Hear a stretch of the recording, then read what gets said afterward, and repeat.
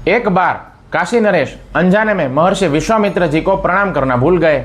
विश्वामित्र जी अत्यंत क्रोधित हो गए। उन्होंने अपने शिष्य मर्यादा पुरुषोत्तम श्री राम जी को आज्ञा दी, हे राम, इस अहंकारी राजा ने मेरा अपमान किया है। तुम्हें सूर्यास्त से पूर्व इस राजा का वध करना होगा। यह तुम्हारे गुरु की आज्ञा है। श्री राम अपने गुरु की आज्ञा से बंधे हुए थे। उन्होंने राजा का वध करने की प्रतिज्ञा कर ली। जब काशी नरेश को यह पता चला कि स्वयं त्रिलोकीनाथ उनके प्राण लेने के लिए आ रहे हैं, तो वे भय से कांप उठे और त्राही त्राही करते हुए देवर्षि नारद जी के पास गए। नारद जी ने राजा को एक अद्भुत उपाय बताया। उन्होंने कहा, तुम छुपकर माता अंजनी के पास जाओ और बिना यह बताए कि तुम्हें कौन मारना चाहता है, उनसे अपने प्राणों की रक्षा का वचन मांग लो। माता अंजनी ने करुणा में आकर उसे अभयदान दे दिया।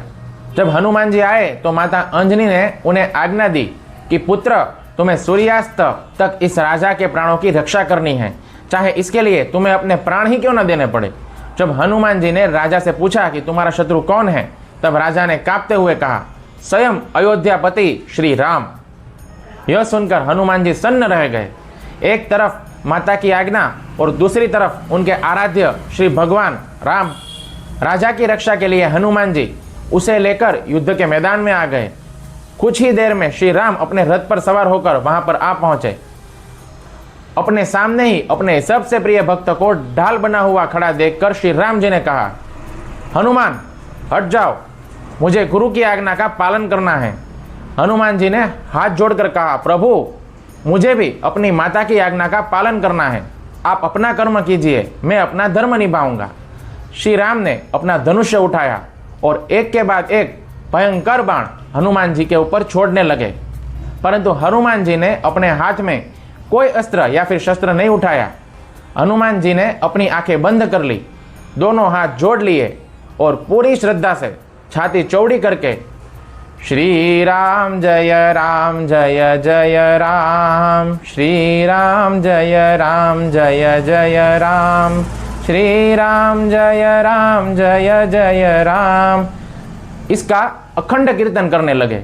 चमत्कार यह हुआ कि श्री राम जी के धनुष से निकले हुए जो बाण पहाड़ों को भी भस्म कर सकते थे, वे जैसे ही हनुमान जी के शरीर को स्पर्श करते, राम नाम के प्रभाव से वे गुलाब की फूलों की माला में बदल जाते। राम जी ने ब्रह्मास्त्र से लेकर बड़े बड़े अस्त्र चला लिए, लेकिन राम जी का कोई भी अस्त्र राम के नाम को नहीं भेद सका। यह देखकर स्वयं महर्षि विश्वामित्र जी का भी अहंकार टूट गया। वे इस शुद्ध भक्ति के सामने नतमस्तक हो गए। उन्होंने राजा को क्षमा कर दिया और श्री राम जी को अपनी प्रतिज्ञा से मुक्त कर दिया। प्रभुपाद जी कहते हैं कि भगवान और भगवान के नाम में कोई अंतर नहीं है, परंतु नाम अधिक दयालु हैं।